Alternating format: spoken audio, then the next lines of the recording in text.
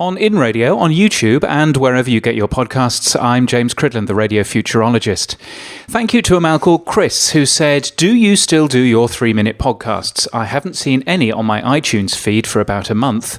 Pity, I look forward to them." And then this morning, a man called Mitch from Omni Studio, who hosts this podcast, asked me whether everything was okay. And probably the many millions tuning into In Radio in the UK are a bit bored of the same one going round and round. So look, here's the thing. I was busy, and then I was in Los Angeles, and then I lost my voice, and, well, anyway, here we are. Sorry, Chris, and Mitch, and Roy. So a friend of mine has treated himself to a subscription to Scientific American, and he's currently excitedly reading the archives which come with his purchase. And back in February 1941, the magazine published a piece about the introduction of FM radio. It attempts to predict the future, and then it adds this thing at the end.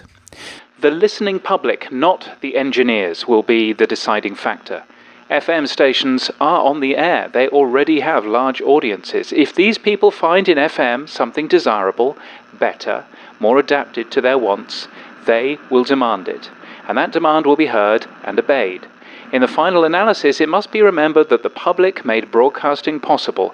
That same group will determine the fate of FM. Well, in 2017, we're seeing a number of countries attempt to promote a successor to analog FM, and it's interesting to look at the differences between those countries.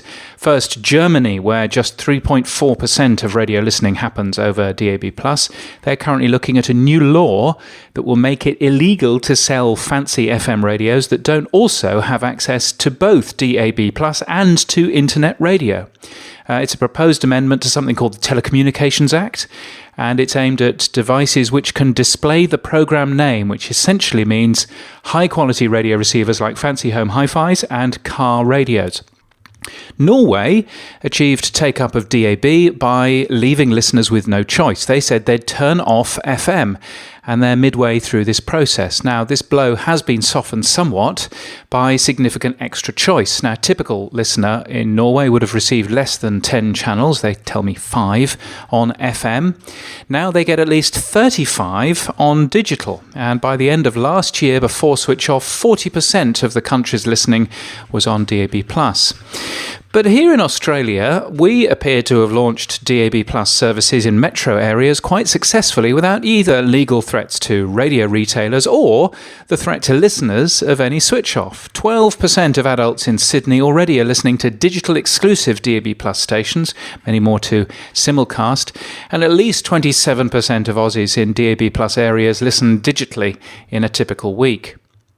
The UK radio industry is also internally focused on an arbitrary listening target after which the government might go away and think about switching off FM, but it hasn't communicated that to the public.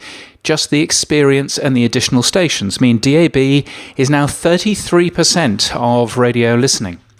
So it's interesting to consider the words of A.P. Peck, the author of the 1941 Scientific American piece.